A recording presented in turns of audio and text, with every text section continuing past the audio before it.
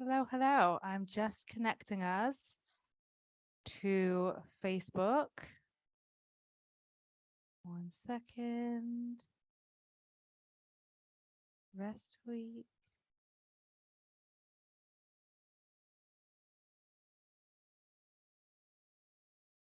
Let's do this.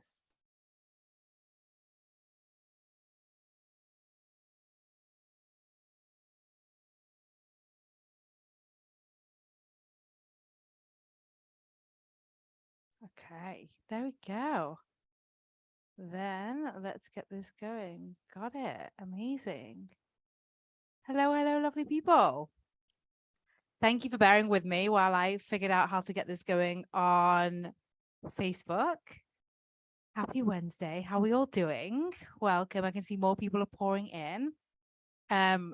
So just to say, and I'll say this a few times as people continue to join, you just literally raise your hand for coaching. My plan is to get through everyone. So if you raise your hand, you will get coached today. That's the plan. That's the intention. I really value you guys showing up live.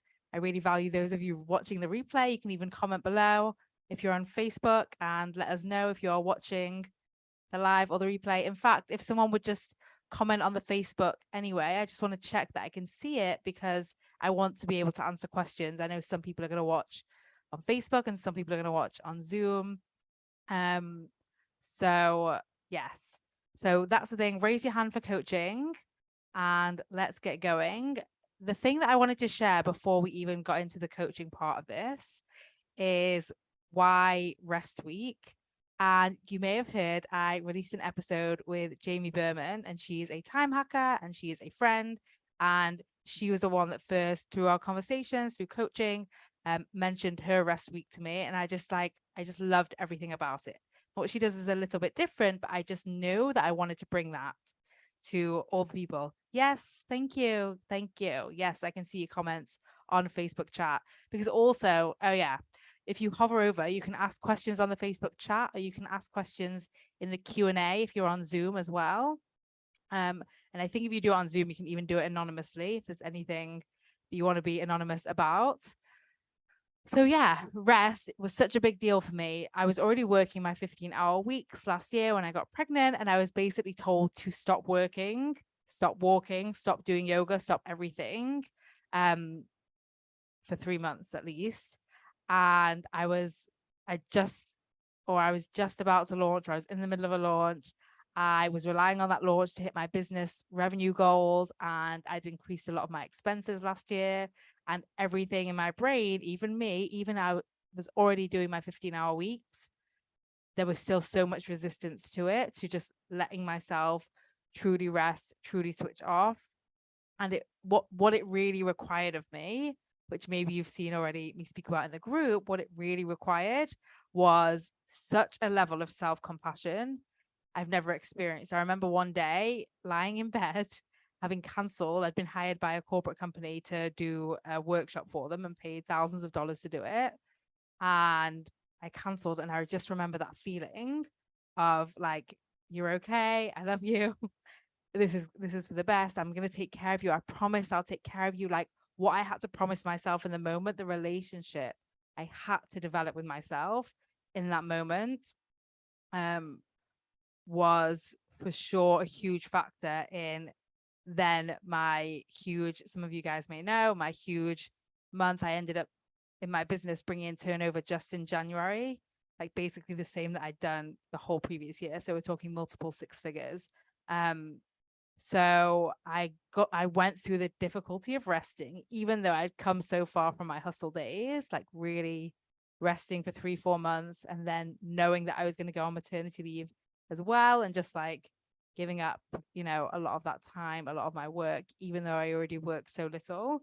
And everything inspired me to create where we are today. And I just want everyone in the world to listen to their needs and allow themselves to rest, and to really trust that when you do, you are going to succeed and achieve more. So I've proved it for myself. We're all here this week to prove it for each of us. Let's get going with some coaching. I can see some hands being raised. If you've just joined and you missed at the beginning, basically, I'm going to coach as many people as possible, if not everyone, just raise your hand from coaching. You can do that by hovering over the main screen if you are on Zoom and clicking raise hand at the bottom. If you are on Facebook, then, oh, I can see new comments. If you're on Facebook, I can't bring you on from Facebook. I don't know how to do that, but you can ask questions. You can ask questions there. You can ask questions here. All in all, to say, let's coach. We're starting with Kimberly. I need to bring you on. So I'm going to promote you to panelist. So when I do bring you guys on, just be aware you're going to be on video. Just have sound and video so that people can hear and see you. Okay.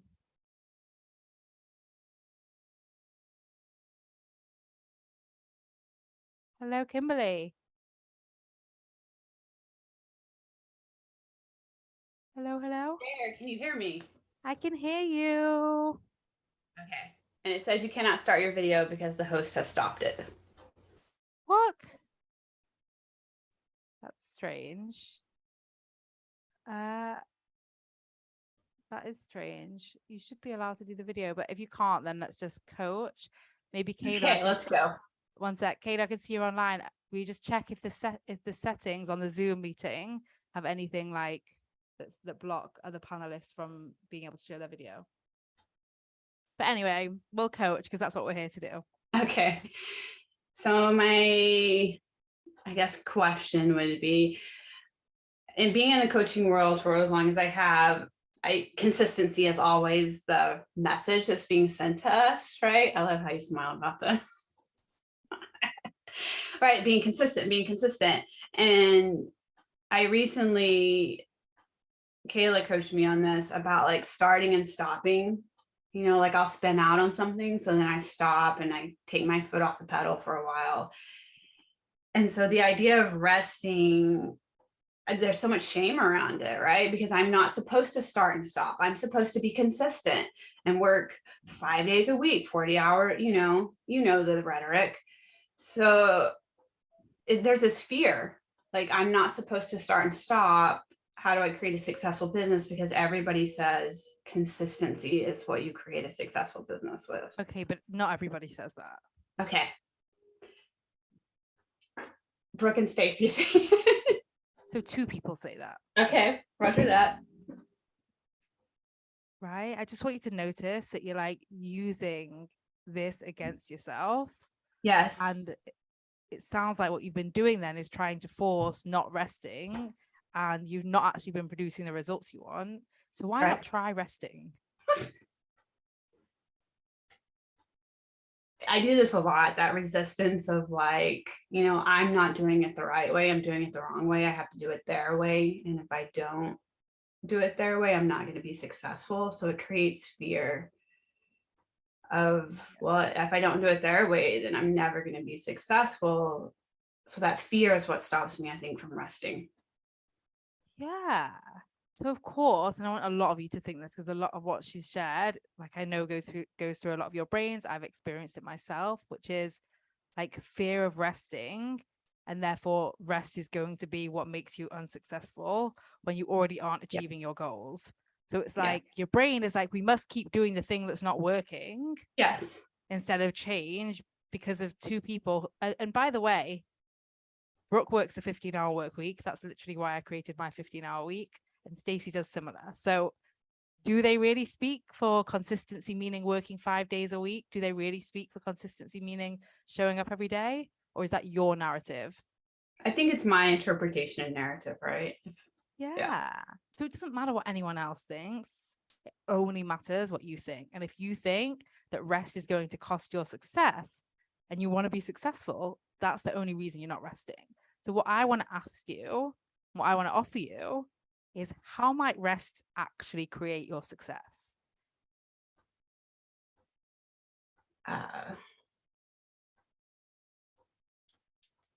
Well, I can just give you like the brain answers, like from my post yesterday, right? Like it creates safe space for my primal or for my prefrontal cortex to be creative, problem solve, right?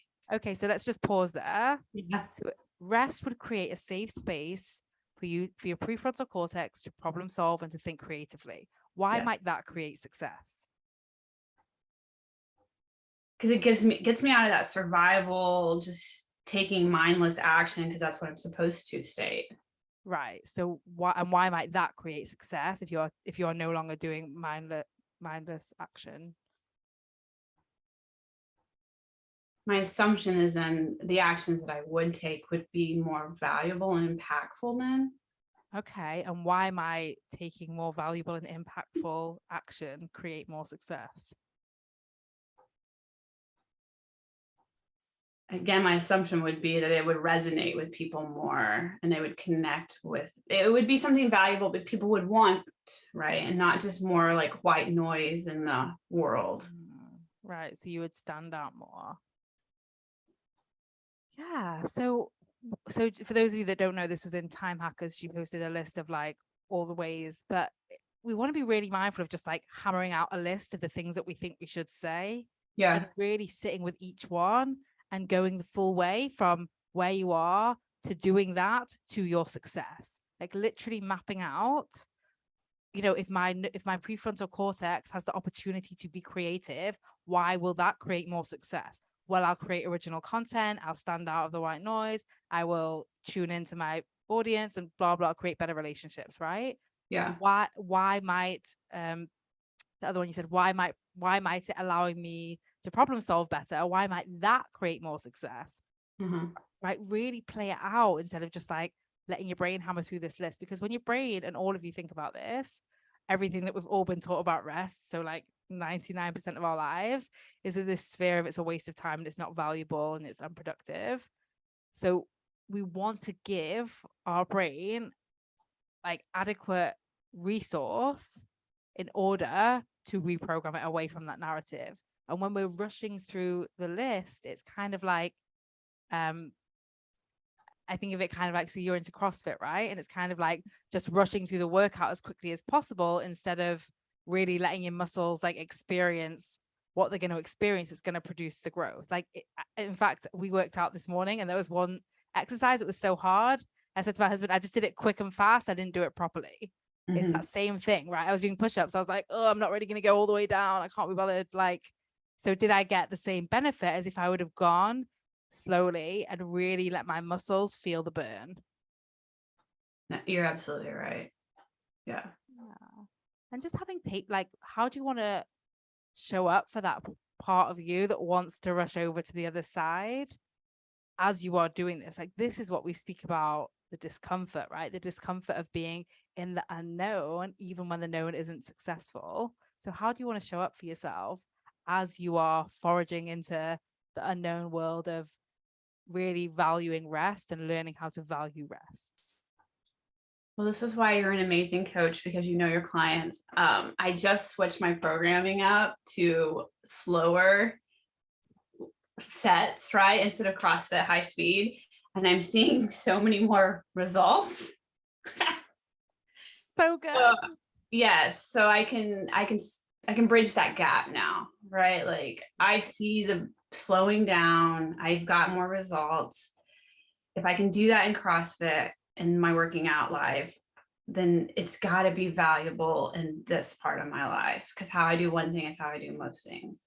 Yeah, and how you create success. It's like that success blueprint we're always speaking about. Like, it's so fun to even think like you slowing down in your workouts is producing different results when that's literally your work in your business. Okay, roger that. I see the correlation now. Amazing. Thank you.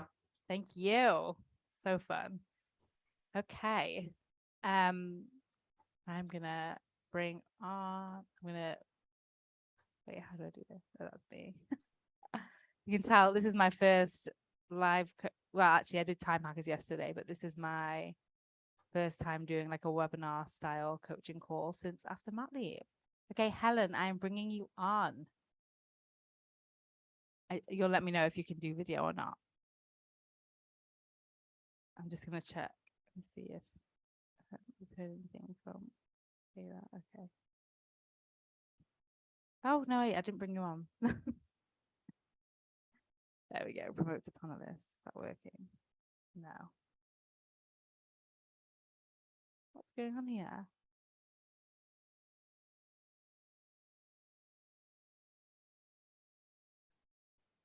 Wait a second. Oh, I was able to bring Joe on. Helen, I'm going to bring you on next. Sorry about that tech stuff. Oh, hi, Vicky. Yeah, it's I'll bring you on next. Thanks everyone for your patience. Hi, Joe. hi, Vicky. It again says you can't start the video, so Okay. okay. Yeah, so through time hackers, I no longer think in like terms of, should I speak? Yeah. Should I go? Yeah, I'm not thinking in terms of doing. I don't have a to-do list anymore. I do definitely think in terms of goals. So, but what I'm noticing now is, and I have had a lot of success over the summer. I decided to deliberately slow down because my 3 daughters all at home. So I decided to use a lot of previous content and, change it a bit and do different things with it rather than feel this pressure to keep creating. And that's created actually massive success doing that. So that has been Everybody listen to that. The accidental success by slowing down, because the slowdown was going to cost success, but it created success. And we saw this happen. Didn't you go and tell us more about it? Yeah, I mean, just since doing that, like I say, reusing previous content, then I've had many more followers, engagement that I didn't have before. And then I decided deliberately I want to work with 5 clients over the summer. And that's what I've done. So it was like just worked out. Yeah, easy. Exactly. Easy. So I can see I have the evidence of how this doing less is working. So now I'm thinking in terms of goals, but I can see now what I'm doing is because I would like to work with I want to find 2 more clients to work with. Yeah. And my goal was by the end of this week to find this other 2 clients. And I'm trying to get my middle daughter into this school. So I can see what my brain is saying is like, you can't rest till you've hit those goals. So in my mind, it's saying it's not doing, it's having specific goals, which I can see it's just twisting things, but yeah, it's interesting that you have this literal success blueprint of how you set a goal and you created it, not by telling yourself you couldn't rest, but actually by pulling back and being present for what you wanted to be. And that's actually what worked. And yet part of your brain is like, no, it doesn't matter what actually worked. What we've been taught our whole life is that we can't rest until we've achieved the goal. Yeah. So what do you want to believe on purpose?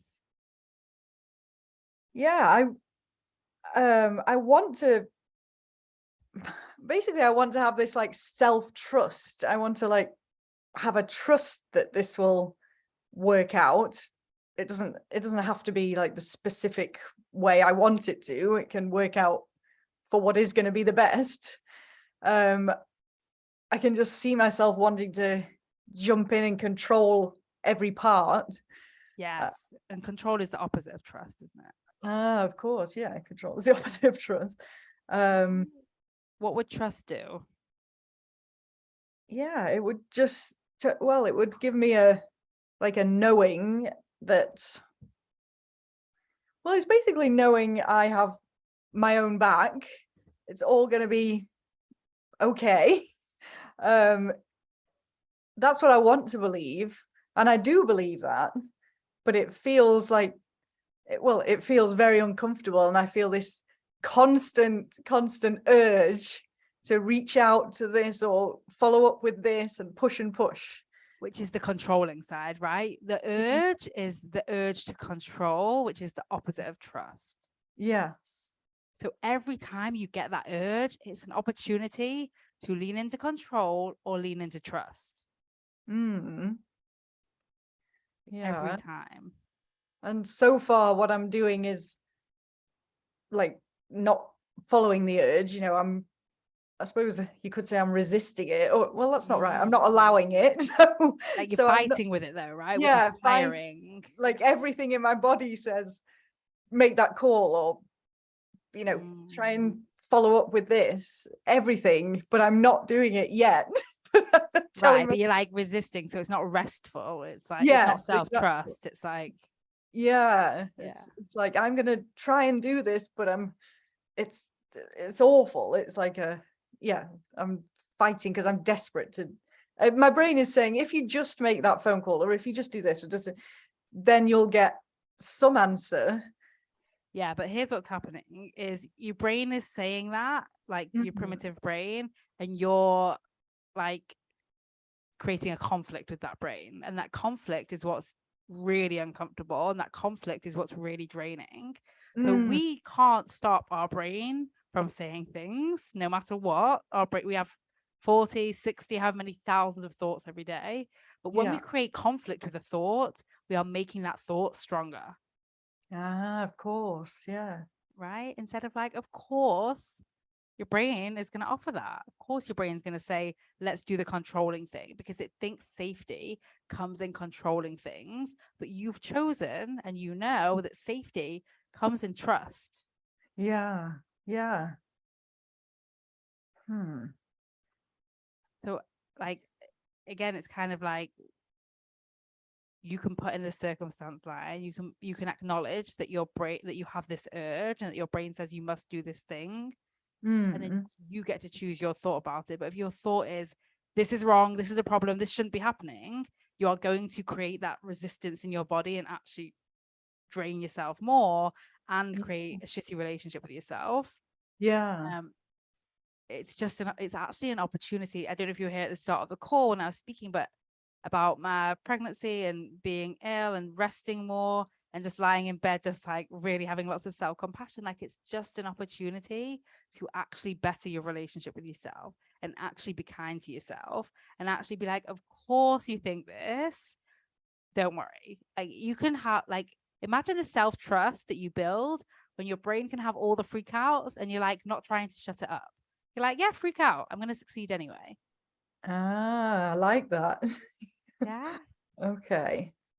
Instead of like, you must shut up, shut up, shut up. Yeah. Just, and I'm thinking this could be an opportunity. I'm thinking, instead of just because I'm not doing the thing, am I? Because I'm telling myself I've chosen not to, so I'm not actually making the phone calls or doing whatever, and instead I'm just spending my time, being miserable, kind of like still focusing on it, but saying you're not allowed to do that, you're not allowed to. Whereas I've just realized instead I could go and do something fun. To do that instead, which is what you were doing over summer, which worked. Yeah, that's so true. Yes. So fun. Okay. Yeah. Okay, that makes sense. That was what I was doing over summer, and that was fun, and it all worked. Yeah, and how perfect this coaching call is today. You've got the rest of the week to find your 2 clients. Yeah, exactly. Or to just trust that they're already watching and they're coming to you because everything's working. That's the first thing you said. Yeah. Okay. Yeah. Okay, I love that, Vicky. Thank you so much. Thanks, Joe. Okay, now I'm gonna get better at this. Helen, I am bringing you on. Okay.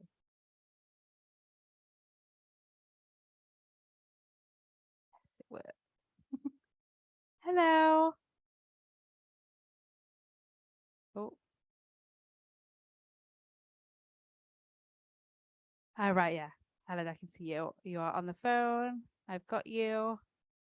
You just need to unmute yourself. I think if you tap on your phone screen and then on the bottom, there you go. All right, cool. I'll come to that. Okay, go on. Awesome. Yeah. Hi, Vicky. Yeah, I'm sorry. I wrote sorry for earlier. Like, my laptop crashed. Now I'm on the phone. Shit happens. It's fine. Awesome. Yeah, good to finally see you. Yeah, you too. Well, I can't see you. I think that's on our side, but I can hear you. That's what counts. Yeah. Great. Yeah, all right. So I have a story about well, basically saying, well, if you have your own business, I guess you can make the rules up for yourself and you can decide how much you want to work. And I mean, obviously you still have all of that internalized capitalism, patriarchy that's going to tell you you're not enough, you're lazy, you should do more. So obviously that's still going to be there. But if you are in an employment relationship, like if you have a contract and it says you have to work 40 hours a week, you have that kind of additional layer. I mean, first of all, I mean, of course, like hierarchy is just very real in the sense like there is a boss and, you know, someone you technically owe someone in quotes, you owe them. And then also your contract just says, well, it's 40 hours. And I am still employed. I did quit my job. And I'm thinking about, you know, what to do next. And what kind of comes up to me is like, well, just a lot of, I guess, guilt and shame around, can I actually do less hours? And what if, like I had, for example, like one very concrete example is that I was exhausted. I was just basically burnt out and I needed, well, I just at the time thought I couldn't work anymore. It was just, I need a break. And then just what I heard from a lot of my colleagues, like I got compassion and I also had self-compassion. But still what they said was, yeah, sure, you can be sick a little bit, but you know, you can't, you know, you have to come back eventually. And it kind of created that pressure in me, this like, oh, you have to get better, you have to get better. So that's kind of the story where I'm like, yes, I'm allowed rest, but only for a limited amount of time. And then that becomes, so that makes it like, that puts the pressure on the time I use for resting. Yeah, because you're like, your thought is it's limited or it's controlled, but it's limited and it's not even limited by you, it's limited by someone else. So you've made yourself powerless in the situation. Yes, I've made myself powerless. Mm-hmm. There's a few things there that we could really dive in on. Like one of them is the shame and guilt of working less hours if you're contracted to work a certain number of hours. Mm-hmm. But we have multiple time hackers that are employed that work less hours but have literally even been promoted in their job because the value they create is higher. So does your employer really only care about hours or do they care about results? And ultimately you are the powerful one because you're always choosing who you work for. Yeah. Right. So like if you go somewhere there really is like a really toxic hour hustle, whatever culture, you can choose if you still want to work there. Like what I'm just hearing is, how can you step more into your power of like, I am choosing rest and I am choosing a 40-hour week job if that's what you choose. And I'm choosing to say that, and we had this on the Time Hackers call yesterday, like I'm choosing to say that 20 minutes of rest is sufficient for me instead of it's not enough and I can't do anything about it. Okay.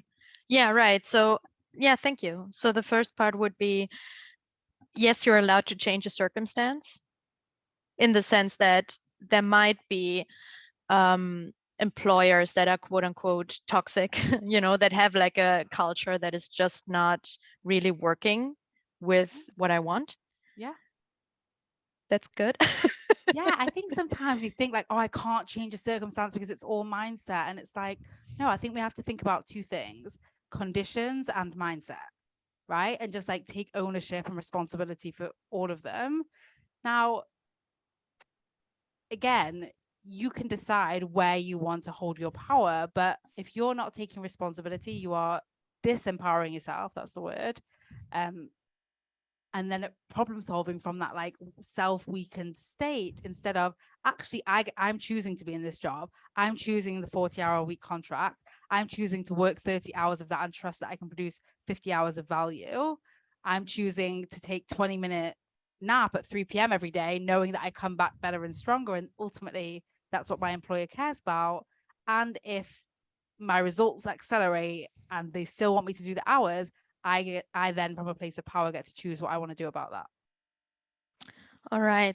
So I think if I hear you correctly, it's like I decide, like I have to believe in my own value, basically the value that I bring. I have to be really strong in my belief that whatever I do this week, what I decide to do this week, or what I can do this week energetically, this is enough, like this is all that I owe. And also I want you to think about, like, when you are showing up to work ill, what's the actual results you are creating? Are you creating the results for your boss that they want? Yeah. Right? So if I don't show up ill, like if I allow myself to be sick, so to speak, or I mean, just accept the fact, I suppose. If I do that, then the next step would be to say, rest, like taking this day of rest is enough for me. And then trusting that it is enough. Yeah. But like in that moment, what's happening, and a lot of us do this, is like when we're in rest, we're actually not even resting. We're like not working, we're not in the office, but we're so busy like guilting and shaming ourselves and down talking ourselves and getting frustrated and pissed off at the boss who said this and should have let us off, that it's not even restful. Versus, like, you'll be amazed what like 1 hour of actual true rest can create for you, of like creating peace and not resisting the rest that you're experiencing.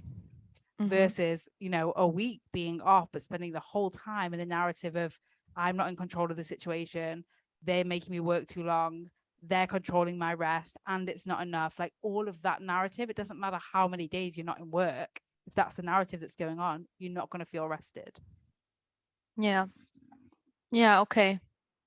Yeah. So just to recap, I really encourage you to take ownership of every decision. I'm choosing this job, I'm choosing this boss, I'm choosing to take this amount of rest, and I'm choosing to like empower myself in all the ways possible.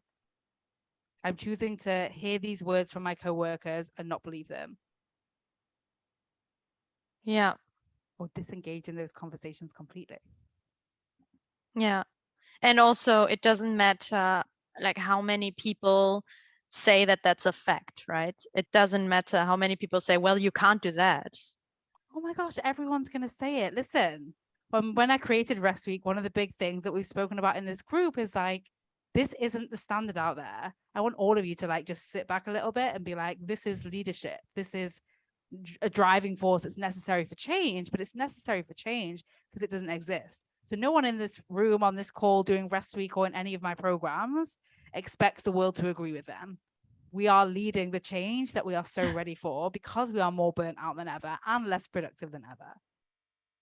So if you're waiting for all of your colleagues to agree, it's not going to happen. But you might lead the example, and then they'll look at you and be like, wow, she rests and she performs and she takes care of herself. What if, you know, like, what if management is like, oh, maybe we should allow actual sick days?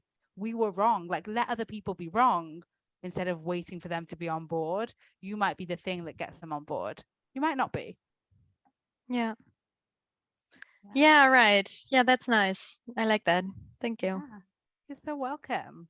Perfect. I'm glad we got the tech figured out. Yes. Thanks for giving me a second chance. Yes. All right, lovely. Bye. Bye-bye.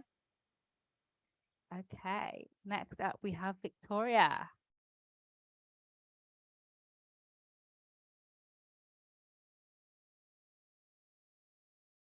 Yes, it's worked.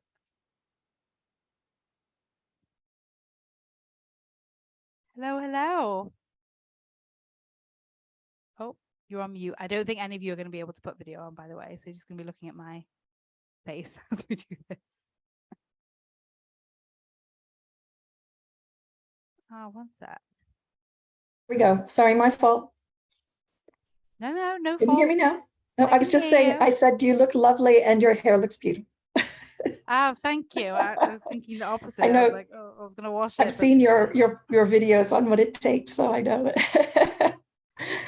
Oh, Well, you. as you know, I had my thyroid removed last week, so I'm finding it very hard to rest, but I think this is perfect timing. Your course is super timely. So this morning when I was just a little bit tired because I had traveled from South Carolina yesterday, so this morning I just didn't want to get up, and I just said, it's okay to stay in bed. It took a lot of convincing, but because you were having this topic, I felt I could do that. Good for you for implementing. I'm trying Yeah, to. you're doing. You're literally doing. Let's just celebrate that for a minute. Thank you. You're not Yes. trying, you did it, and it was uncomfortable, and you did it anyway. Yes. So I'm taking a little time off, and this is perfect timing. I guess what I'm struggling with a little bit, just also in terms of time, is that um, I'm making a lot of lists. I'm getting small things accomplished, but sometimes I'll just say, "Oh, I don't even know what's on my list. I don't even check it. I'm just feeling I don't know," and then I get a bit confused. So, and now this element is added a little bit of I'm calling it lack of discipline, but what if the only problem is the way you're talking about it, like saying it's a lack of discipline? I'm sure it is, and your conversation a little bit earlier was very, very pertinent to going slow, and I totally agree too that going slow, I do produce better. My brain is clearer, so I'm going to replay your initial conversation with the woman who was doing CrossFit. It sounded like a very wise thing to do. Yeah, I just want you to think about what it sounds like is you're making the list, but then you're not even paying attention to the list, and then you are getting things done, but you're saying only very small things, therefore it's not good enough. And like it just sounds like there's a lot of chatter of like not good enough, not disciplined enough, not, doing as much as you should be doing. And all of that is literally a weight on like your physical body, on your brain. Absolutely agree. Absolutely agree. Yeah. I want a lot of you to think about this. Like what we've been taught of traditionally as rest is like staying in bed. And I'm all for staying in bed, obviously. But also, like when we're resting, what's happening inside our mind? What's the story that we're telling ourselves? Because you get to decide that actually you're getting things done. You're writing lists. So you are like thinking about like what you want to do or whatever. And you are becoming disciplined, or you are disciplined at getting certain things done and not other things. And then you can explore the difference between what you're getting done and what you're not, which is a much different problem to solve than like, I am not disciplined. Because when you say I'm not disciplined, what it sounds like what you've created in your head is like this teacher student narrative where there's like the version of you that's the teacher that's writing the list and making the plans, and then there's the version of you that's a student that's like, fuck the plans, I'm just gonna like do these things, and they're not getting along. And there's like the teacher is criticizing the student, and then the student's like, well, if you're criticizing me, I'm not even gonna listen to you, I'm not even gonna pick up your list, I don't even know where it is, I've lost it. Right? Yes, that's true. So how could these two work together? Well, I definitely think that what you just said about getting some things done is worthy of paying attention to. Yeah, like think about the teacher in school. I don't know if you had this, but I always think about two specific teachers in this. But the teacher in school that motivated you, was she the one that was like, you've not done enough, or was she the one that was like, well done, you've done something? Yeah. And I do try to do that, and I definitely feel better and are more productive in future. So I think I need to really be more conscious of that behavior than the chastising for not even looking at the list. So Yeah, like it's kind of like, of course she's not looking at the list. If I'm telling her she's not disciplined, she's not going to listen to me. What relationship am I building with her? And you can post this in the group if you want, but I would get really clear of like how you want the teacher to be. How do you want to describe the teacher, and how do you want to describe the student, and how do you want them to talk with each other and converse with each other and show up for each other when the teacher's made an impossible list that's way too long and the students lost the list or done something completely off. Like, what do you want those conversations to look like? love it. That's a great idea. Love that. Yeah. Cool. Well, I'll work on that. To share it, and thank you. Will do. And I'm really celebrating you resting today and recovering from your thyroid. Thank you. Thanks very much. All right, friend. Good to see you, Vicky. Good to see you too. Thank you. Okay. All right. We are bringing on Rachel O'Connor. Oh, there we go. Hello, Rachel.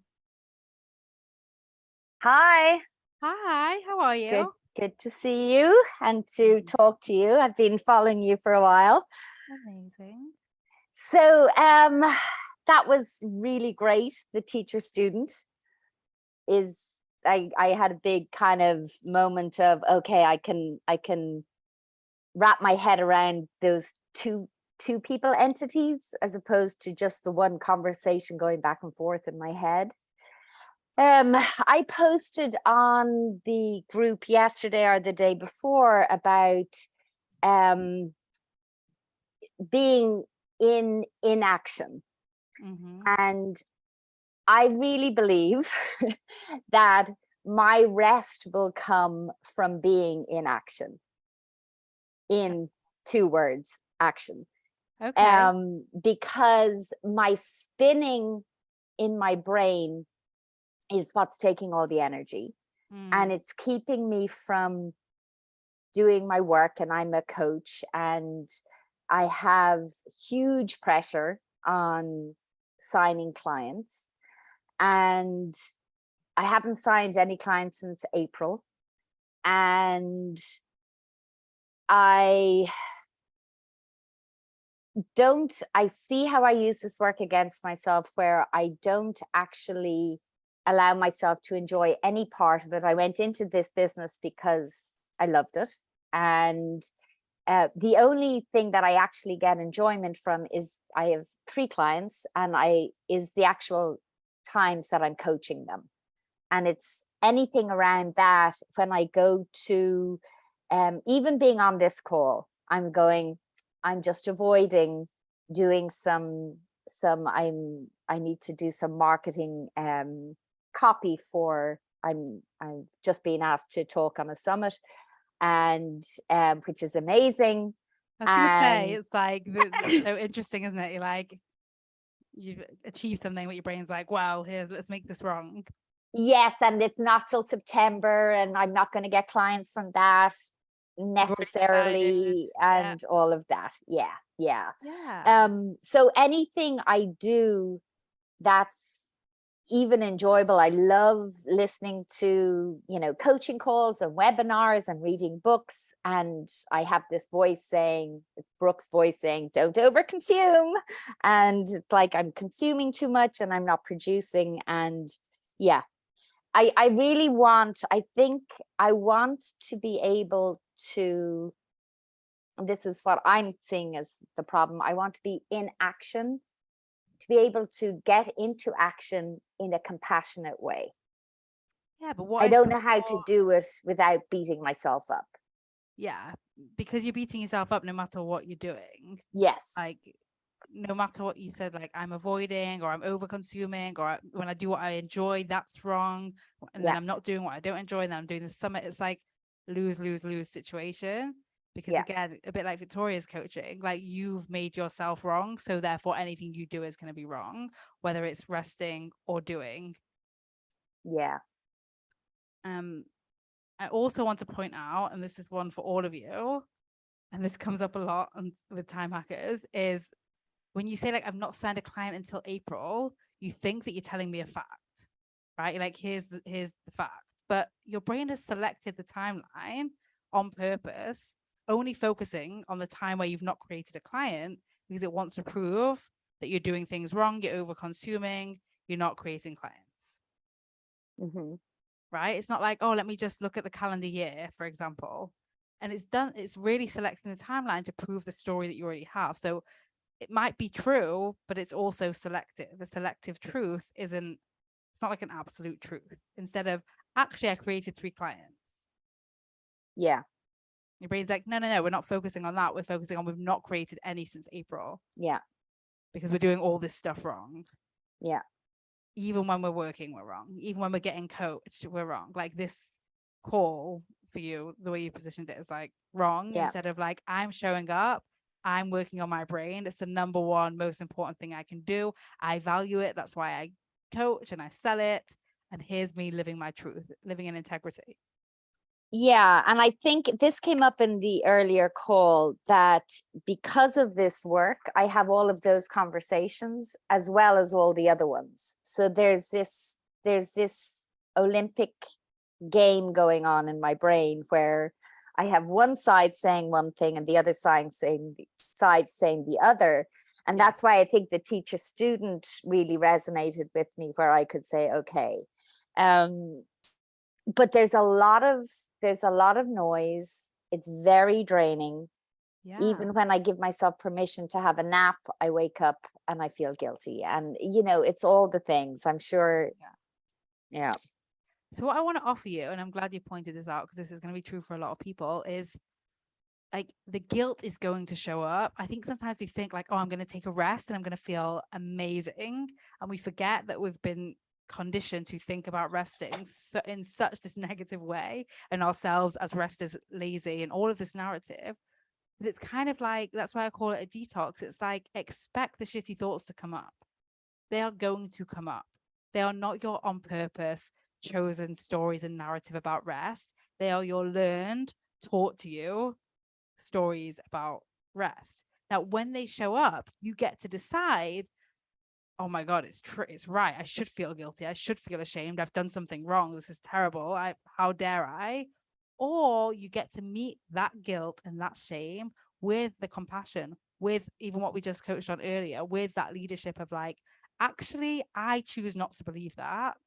I can experience it. I can see it happening in my body, but that's not my chosen narrative. So it's still going to come at first, but you're just not going to like dive into it and be like, okay, it's taken over everywhere. And much like Joe's coaching, you're also not going to resist it and fight with it and be like, no, you're wrong and I'm right. You're just going to be like, oh my God, I know why you're here. I knew you would show up because I know. And you can think about like 15-year-old Rachel, or whenever it was that you really like learned this narrative, and be like, I know where it's from, but we don't have to think that way. In fact, I want to tell you all the ways that rest is going to be delicious for you. I want to praise you for taking a nap in a world that's told you not to. Aren't you a leader? Aren't you taking care of yourself? Don't we want more women to be doing this? I'm so proud of you for leading the way.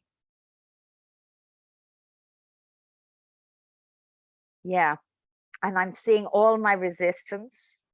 Yes. Yeah. Based on the fact that I haven't been in enough action. I keep it's holding strong. What if you have been in enough action, but you've just been in the resistance? What if like the only thing you have to do is let go of the resistance? Yeah. Double down on the action? Yeah. I see that letting go of the resistance would free up so much. Yeah. Like Kim's coaching, right? Yeah. And my brain is saying, I don't know how. And this is my learning and this is my work. And I think aren't you in the right place? Yeah. Right. But the only narrative that comes up for that then is, oh, you just do it.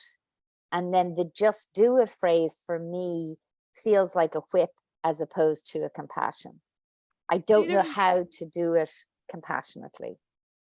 Well, tell me someone you have compassion for. Like, is it like a kid or a pet or a friend or a parent or my dog, my girl? Right. Yeah. So how do you speak to her? Nothing but love. Right. So she's like, if you're taking her for a walk, but you really want to get back home because you've got all your to-do list to do, but she's like not been to the bathroom yet. That's how I'm saying it. Are you like, just do it? Yeah. Yeah. How do you say it to her? How would you say it to her? Come on, sweetie. So you do know how to do it compassionately. Yeah.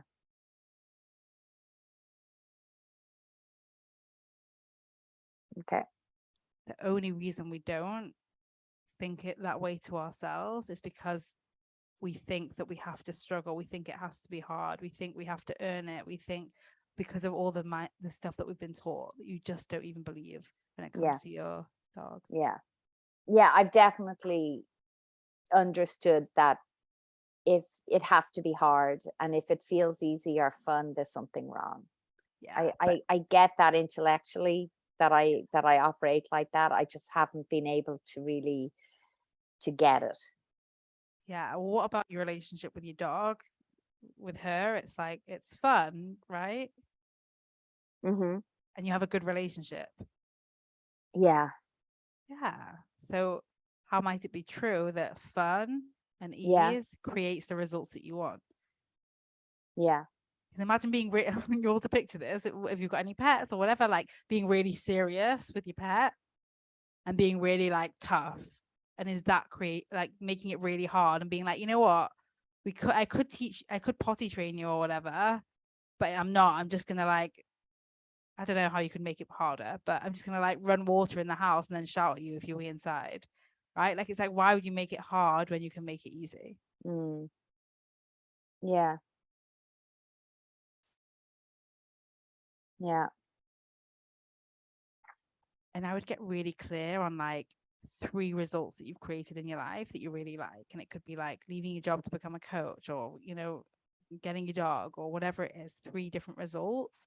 And I would get really clear on how you created them, and you'll be surprised that maybe it wasn't as hard.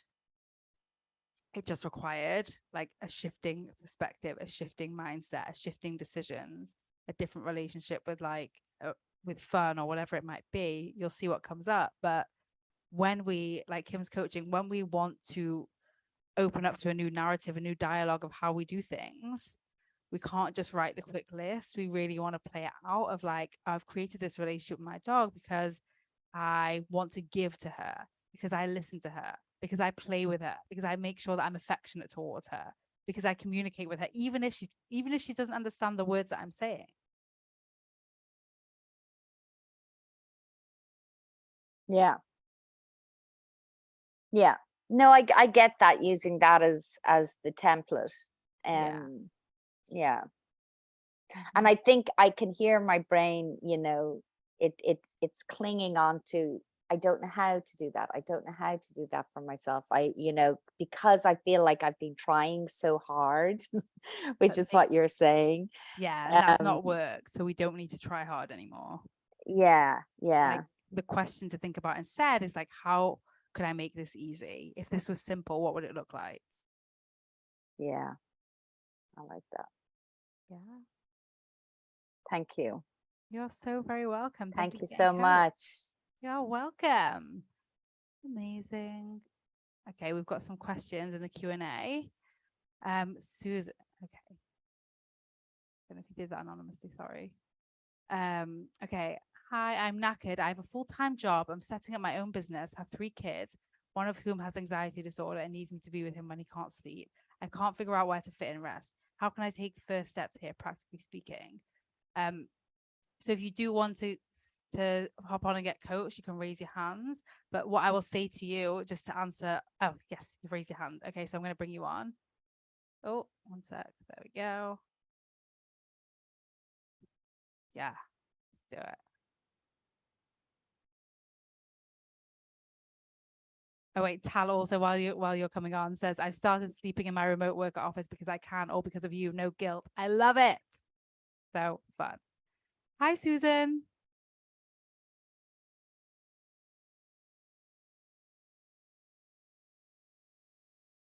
Hello. If you hover over the bottom left of your screen, there should be a little microphone. And if you tap the little up arrow next to it, and then you should be able to unmute yourself. There we go. There we go. Sorry, my computer froze just as I was about to unmute myself. Tech happens to all of us. It's fine. All right. Thanks so much. This is all new to me and it's fascinating. Yeah. I think I probably have only understood about 40% of most of these conversations, but it's really fascinating. So I don't know where to fit in rest. I don't just practically speaking, I don't even know where to start, Yeah. So firstly, 40% is very high and that's amazing. So let's just celebrate that. And also I'm always celebrating and putting ourselves in rooms that are, you know, further along than we are. That's literally how we create the space to grow. So really celebrating that. So the first thing I want to offer you is the way I described rest on video 1, which is just not resisting the moment we are in. So if, for example, you are, you know, sitting with your son while he is unable to sleep or trying to sleep, what's happening in your brain at that moment? Well, it's probably usually going a mile a minute with all this stuff that I didn't do during the day and that I want to do tomorrow. Yeah. Oh, and if it's not doing that, it's kind of going, God, I'm so tired. When's he going to go to sleep? Yeah. So can you see how neither of those are restful? Yeah. Yeah. Yeah. And of course, your brain is doing that. That's how it's been, exactly like everyone else on this call, trained to think about rest and doing. And you must end your day thinking about your to-do list, and you must think about tomorrow's. That's like a very learned narrative out there. But what I want to invite you to think about is, again, we're going to keep using the same theme here today, I think, is like, what do you want to say to that voice in your head that's like, I must go through the to-do list, or I must, when's he going to go to sleep, or like, you know, this is a waste of time, or whatever is coming up.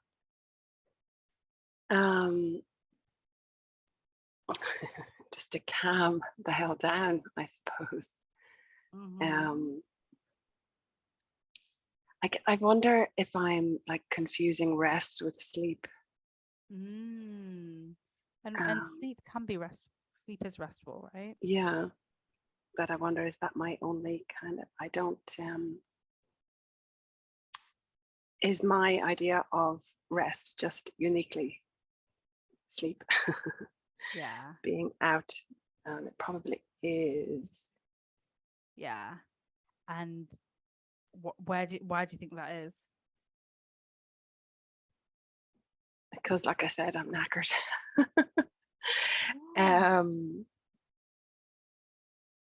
Well, I suppose because I feel like I don't get enough of it. Yeah. And then what happens when you're awake is you're thinking that you're not getting enough sleep. Yeah. So even, you see how it's like when you are awake, then you are not just like present in the moment, you're adding on. It's kind of like if your brain's like this bucket, you're like filling the bucket with other things and other narratives and thinking about how you're not going to sleep later and your to-do list tomorrow and what you didn't get done today. And it's like walking around with like a backpack of weights on you. Right. So yes, we can speak, and we will have to just speak briefly about how you can possibly get more sleep. But what if like the biggest thing you can do is learn how to empty the weights out the backpack and take even the whole backpack off? Okay. So just be in that moment without thinking about what happened, what's going to happen, what should happen, what might happen. Yeah, but the first step is not going to be to magically be in the moment. It's probably going to be to have compassion for the part of your brain that thinks that she has to go through the to-do list and what you didn't do and whatever is taking you out of the present moment. Okay. And have that conversation with her. Like, what do you want to say to her? That it'll be all right and it's not that important, and whatever happens will happen. Whatever I get done, I get done. Yeah. And even as you said that, I just want you to notice that like your whole voice calmed down and you spoke almost like a whisper, and it was like I could hear like heavy exhaling, like it's all going to be all right. It's like literally a release happened. The more you can give yourself that, the more you are going to be releasing, putting the backpack down and allowing yourself to feel rested in the moments where you aren't sleeping. Right. Okay. And like when I feel frustrated. Yeah, what do you want to say when you feel frustrated? That's a difficult one. Yeah. What would you say to your son if he told you he was frustrated? Yeah. But what we do is we lie down and breathe and sometimes get up and look at the stars or whatever. Yeah. So just need to do that for myself as well. yeah, we kind of like, we know how to help others and we just don't apply it to ourselves. You already have so many answers. Right. Thank you. That's very useful. Very helpful. You're so welcome. And for the sleeping, if it's literally like finding more time to sleep, I would also think about, I think sometimes, and I don't know the case and the details, but playing around with like, you don't have to get all of your sleep at night in one long period. That's actually not how we evolved anyway. It was only through the Industrial Revolution or whatever that was created. So if you're finding like, I actually physically can only sleep with these hours in the evening, then maybe you want to start sleeping more during the day, or napping, or valuing like 5 minutes of a peaceful meditation or whatever it might be. Yeah. I love what you Yeah. said about looking up at the stars. Yeah. Yeah. Thank you. I've got a lot of food for thought now. Not too much thinking now, but that's very helpful. Thank you. Amazing. Thank you so much for coming on and getting coached. All right, I will put you back to attendee. Okay, we're going over time, but I said I would coach everyone. So we've got one more person. I am bringing you on, Ichiko. I hope I'm saying your name right, but you'll let me know if I'm not. Hello, hello.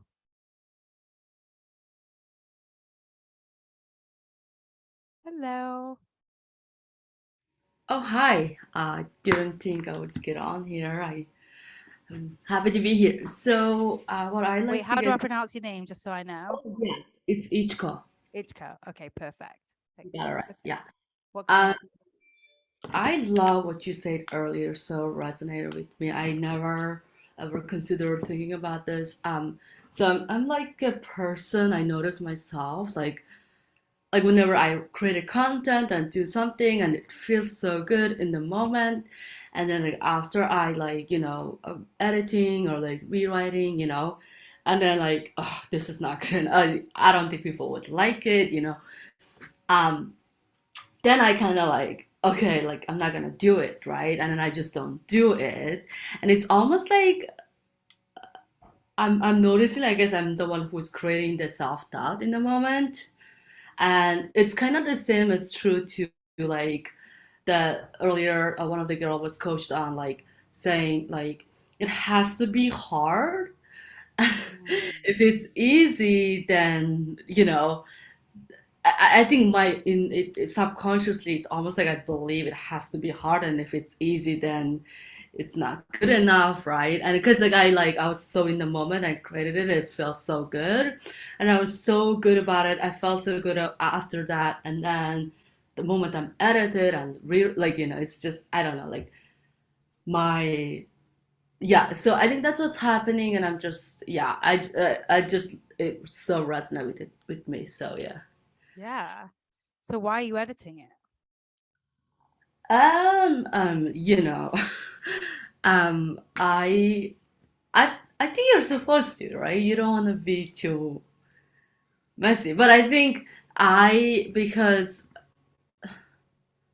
yeah, I think I mean, not supposed to, but you, I mean, you don't want to look perfect, but I think you want to like, you want to make sense out of it, if that makes sense. Right. Okay. If you think it absolutely doesn't make sense, but I would just notice that you're like, it's not good enough. You like write it, you feel really good. And then you invite a critical brain, a judgmental brain that's in this narrative of not good enough to then Yeah. look and criticize what you are doing, and then you're not putting it out. So is it more valuable to put something out there that's maybe not perfect, or more valuable to put nothing out there? Yeah. I mean, I I I guess I do understand it's better than nothing, right? Yeah, I don't know. It's I'm still like in a way struggling, but again, I think I think it comes down to it has to be hard, and if it's easy, because then it's and then But I notice feel you're like making it hard and it's not working. much Yeah. like previous coaching. Like, it has to be hard to work, so I'm making it hard and it's not working, and your brain's like, no, I still have to make it hard for it to work. But literally the Yeah. opposite is happening. Really? It's the thing. I mean, yeah, and then if it's easy and then it's too easy, and What's like the that. problem with it being easy? Tell me. So like actually, like when I created the content, it literally took me like 5 minutes to write it. That's how long it Like, takes me. huh? That's how long it takes me to write content. Really? Yep. Shoot. Never Um, edit, have typos, all of it.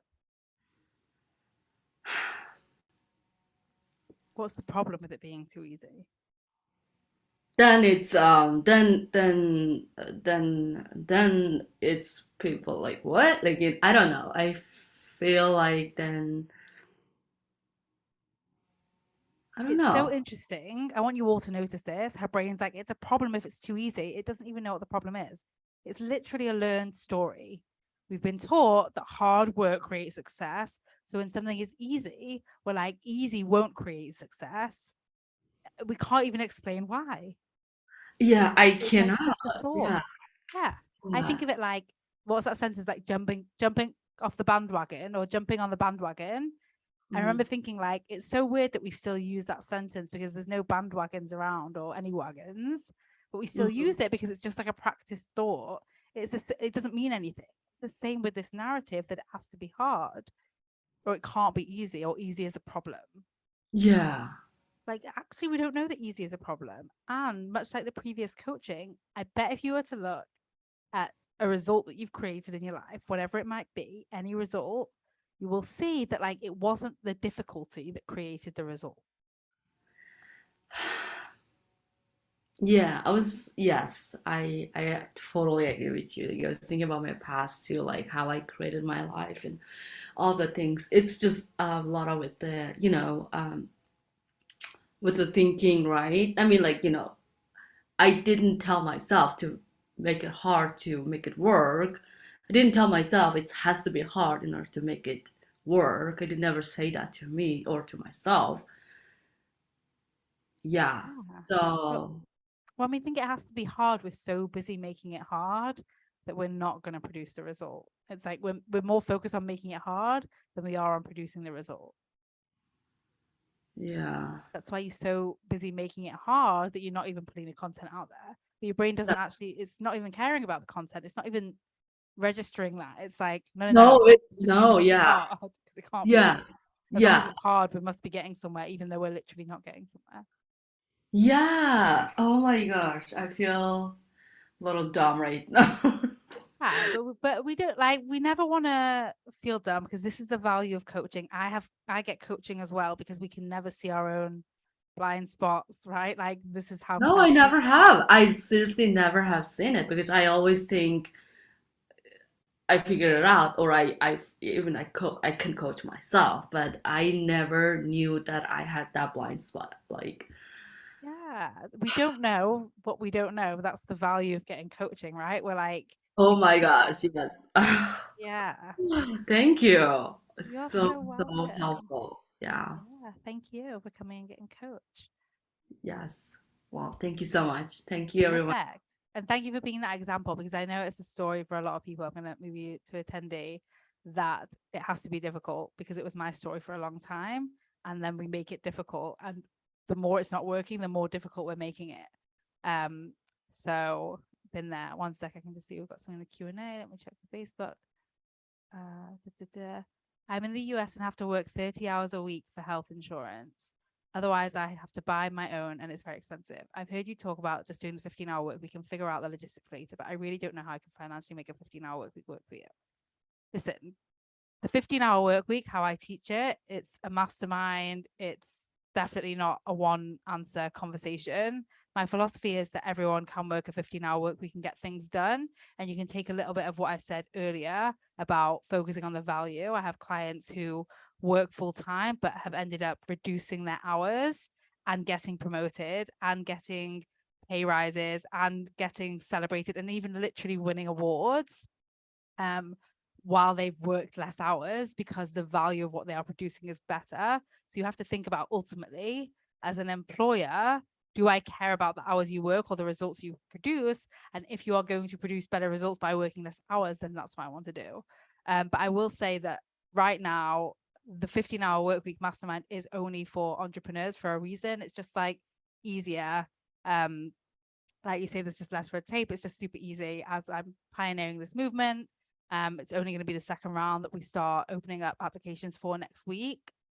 But if you want to learn how to work less in your day job and optimize your time and achieve more, then Time Hackers is the program for you. I'm just going to speak for a few minutes, and I encourage you to either raise your hand or ask questions in the Q&A or on Facebook Live. If you have any questions about the programs, I will drop more about it. But essentially, today is a taster of coaching. I want you to think about what your life would look like if you had coaching like this call every single week. I mean, you can obviously take vacation. We're big on that, but literally available for you. In fact, when you join right now, you will have access to so many old replays. And by the way, I've not even announced this anywhere, but it's all on a podcast. You have a private podcast where you can listen on demand and get access to new ways of thinking on demand, get access to seeing your blind spots, get actually coached live every week, watch other people get coached live. For those of you that have been here today, just watching people get coached, notice how valuable it is. I know every single one of you had some brain explosion, because that's what happens on these calls. That's what happens in these conversations. And like we've touched on a few times today, it is so important to get yourself immersed in community and in conversations away from what's happening outside there in the world. If you don't want to work the 40-hour weeks, if you don't want to hustle and grind, if you don't want to waste your time in self-doubt and fear and playing small and arguing with yourself, and much like the previous thing, not literally like over editing and then not putting things out there in the world. Like, what would be different for you if you talked yourself up and had a self-concept of like, I actually am unstoppable, even with doubt, instead of I must fight the doubt, right? How would you show up? What would you achieve? How would you show up if you were just making fast decisions and willing to learn by doing, instead of having that perfectionist show up and be like, actually, we must be sure the decision is right before we do everything? You would just get a lot more done. And lastly, how would you show up if instead of letting fear and failure stop you, you were in a community that celebrated fear showing up and failure opportunities as a way to move forward? You would literally accelerate so much. We had one of our time hackers just yesterday share that she's achieved a goal she thought it was going to take another 5 years to achieve. She's already achieved it. Like, what goals are you telling yourself you have 5 years to achieve that you could actually accelerate towards inside Time Hackers? So for those of you that don't know, Time Hackers is a lifetime access coaching program. That means you join and you literally get weekly live coaching for lifetime access, as well as a Facebook community like we have in Rest Week. And you get access to a whole workbook that I've created with the most mind-bending, explosive questions that are going to make it super easy to just redirect your brain to where you want to go, and super easy to not get into that resistance and that battle, and instead have the conversations like the teacher and student that you want to be having, that's going to just drop the resistance, drop the frustration, and allow you to invite fun, joy, and ease into everything that you are doing. That is literally how you accelerate, right? The resistance, the making it hard, the grinding, the struggling alone, all of that, I call it walking in quicksand. And the way I see it, I've got the keys to the Ferrari and I'm like offering them to you. So I encourage you to check out Time Hackers. We've literally just created, after many requests, a payment plan option where it's £330 a month to join for 10 months, and then you stay in the program. That's it. 10 months of payments, and then you just stay in the program. And it's literally open to everyone, whether you're an employee, whether you are an entrepreneur, whether you are a parent, whether you are in some kind of a student, like whatever it is, it's literally available to you. Clients come in there and, like I said, they achieve their 5-year goals in less time. They work a lot less. Like, I've had someone work like 80-hour weeks to actually creating 2-day work weeks over summer when they wanted to. We've had people take actually their first proper vacations, like where they actually enjoy it, actually aren't available for everything and everyone else. Literally, it's popping off in there. Like I said, we've had people get awards from work, get promotions from work while literally working less. We've had people go out and get jobs to be in the community, and now I mean, you saw this in the Facebook group, right? Haley just quit. She got a job just to pay for joining Time Hackers, and now she's already quit that job.